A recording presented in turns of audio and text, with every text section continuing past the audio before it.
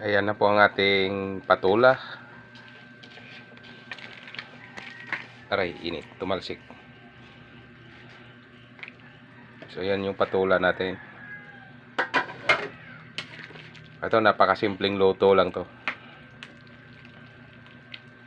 So ang ginamit dito, sangkap natin dito is patula, miswa, mayroon tayong alugbate, tapos saluyot, tapos siyempre hindi mawawala yung ating pangmalakasang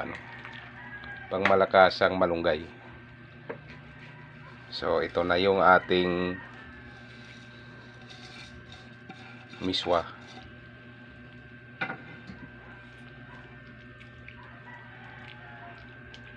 So yan, pinakasimple lang yan, napakasimpleng ulam lang talaga to.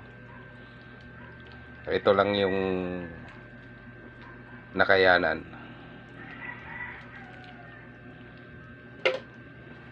So siyempre yung alokbate natin tsaka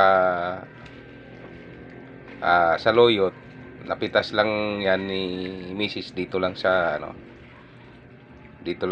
tabi-tabi. So ganyan na siya karami.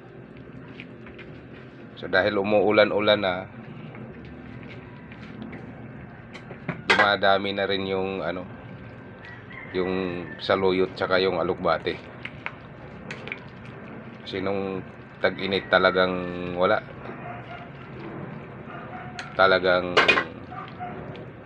sira talaga yung nila nung tag-init. Pero ngayon, ang ganda na naman ang dahon nila. So yan, halos sabay-sabay na lahat.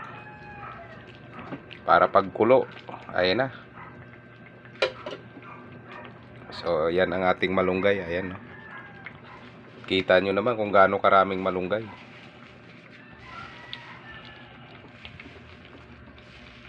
Ang malunggay na yan, sa tuwing nagluluto si Mrs. or kahit na yung niluluto niya, yung lulutuin namin, lagi talagang may malunggay.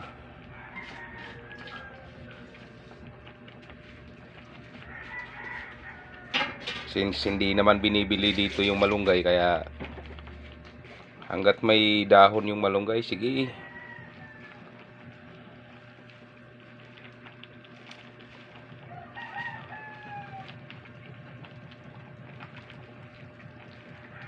So yung binili lang yan ay yung yung patula lang po yung binili dyan.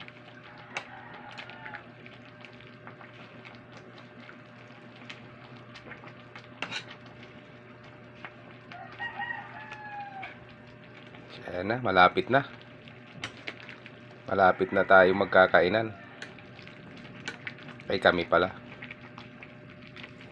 So itong luto ngayon, hindi na kami nagsaing. So wala nang wala nang kanin to.